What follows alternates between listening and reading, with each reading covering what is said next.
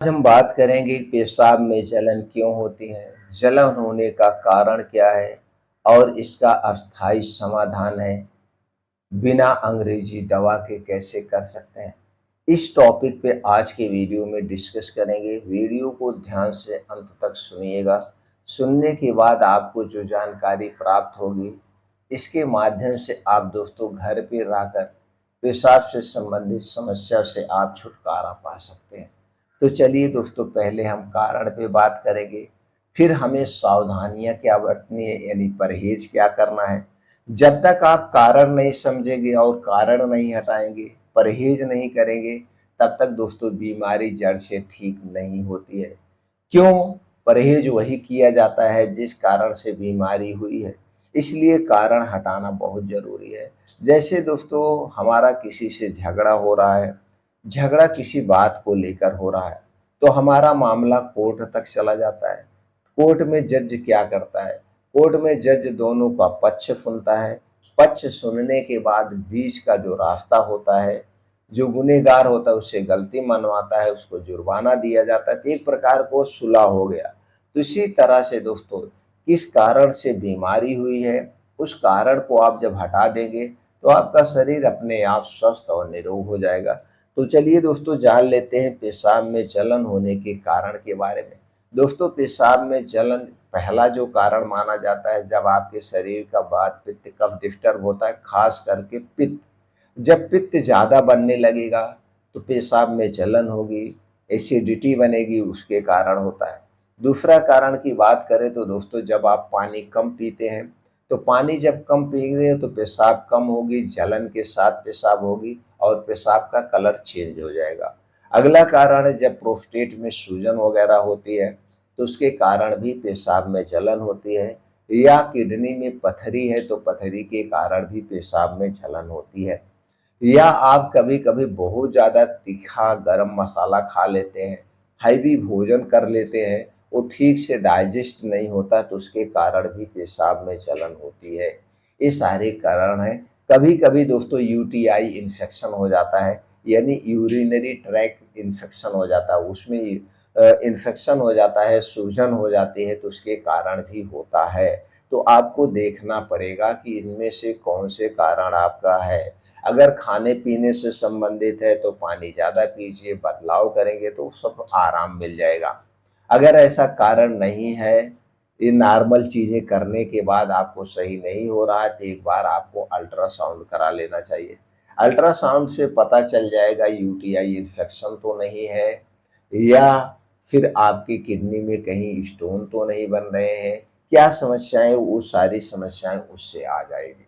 ये सब करने के बाद आपको करना क्या है वो आप जान लेते हैं। तो दोस्तों, आप पानी पीने की मात्रा को बढ़ा दीजिए, भरपूर मात्रा में पानी पीजिए। खाने-पीने में आप विशेष करके परहेज़ करना है।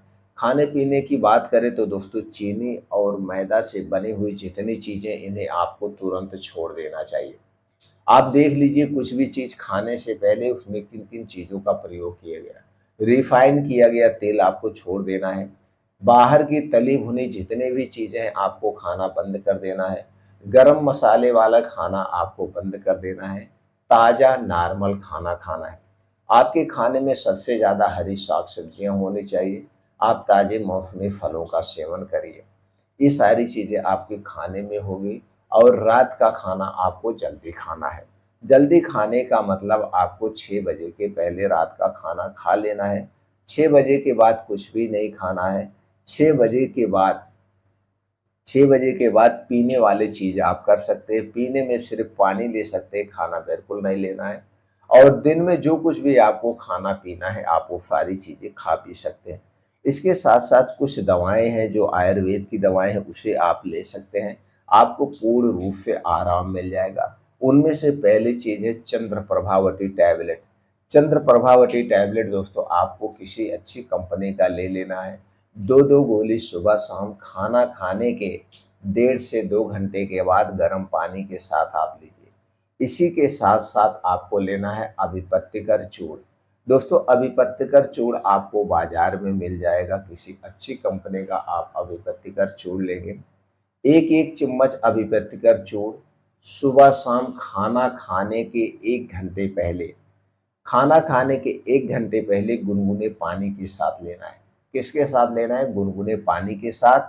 खाना खाने के पहले अभिप्रतिकर चूर्ण, खाना खाने के 1.5 से 2 घंटे के बाद चंद्रप्रभावती लेना है। ये लेना है और दिन भर में 1 बार 1 गिलास गाजर का जूस, 1 गिलास गाजर का जूस इसे आप घर पे निकालेंगे। 1 गिलास की बात करें तो दोस्तों 100 से 150 एमएल, इससे ज़्यादा नहीं, 100 से 150 एमएल गाजर का जूस आपको दिन भर में 1 बार लेना है। जूस पीने में एक सावधानी बरतना है। जूस जब भी पिएंगे जब आपको अच्छी सी भूख लगी हो। जूस पीने के बाद 2 ढाई घंटे तक कुछ नहीं खाना पीना है। अब आपको दूसरा चीज़ जो करना है, अगर आपको कब्ज की शिकायत है, अक्सर जब पेट में जलन होती है कब्ज की शिकायत रहती है। अगर आपको कब्ज की शिकायत है तो रोज रात में खाना खाने के 2 घंटे के बाद आपको लेना है 1 चम्मच त्रिफला चूर्ण। त्रिफला चूर्ण दोस्तों हरड़, बहेड़ा और आंवले से बनाया जाता है। त्रिफला चूर्ण हमारे शरीर के वात, पित्त, कफ तीनों को बैलेंस करके रखता है। इसका कोई साइड इफेक्ट नहीं है। ये हमारे लिए सबसे सेफ, सबसे सुरक्षित औषधि है। सबसे सेफ और सबसे सुरक्षित औषधि है। बस गर्भावस्था में स्तनपान कराते समय इसका सेवन नहीं करना है। तो 1 चम्मच त्रिफला चूर्ण रात में खाना खाने के 2 घंटे के बाद गर्म पानी के साथ आप लेंगे तो सुबह आपका पेट खुल के साफ होगा। गैस, एसिडिटी से आराम मिलेगा।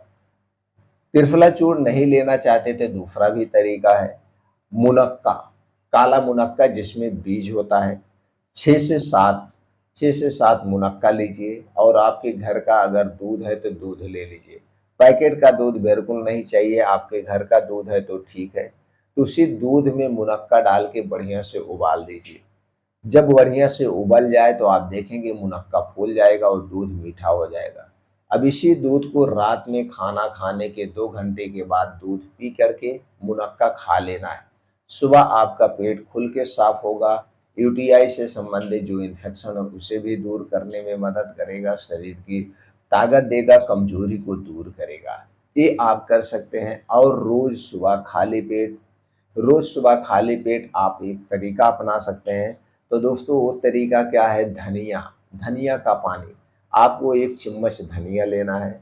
इसे रात को अच्छे से धुल करके 2 कप पानी में या 1 कप पानी में रात को भिगो देना है और सुबह इसी पानी को गैस पे चढ़ा दीजिए। धनिया और पानी सहित गैस पे चढ़ा के बढ़िया से पका दीजिए।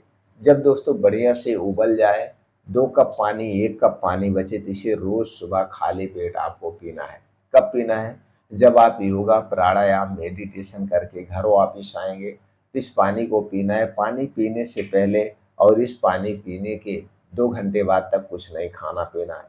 इस तरीके को अपना करके गैस, कब्ज़, एसिडिटी में भी आराम मिलेगा और जो आपके पेशाब में जलन हो रही है, चाहे किसी भी कारण से जलन हो रही है, उस कारण से आपको राहत मिल जाएगा। अगर किडनी स्टोन है तो उसके लिए दूसरा समाधान है, बाकी इस चीज़ों से आपको छुटकारा दिला देगा। दोस्तों सबसे सेफ और सबसे सुरक्षित है। इसके बाद अगर आप कुछ और जानने की इच्छा है तो कमेंट सेक्शन के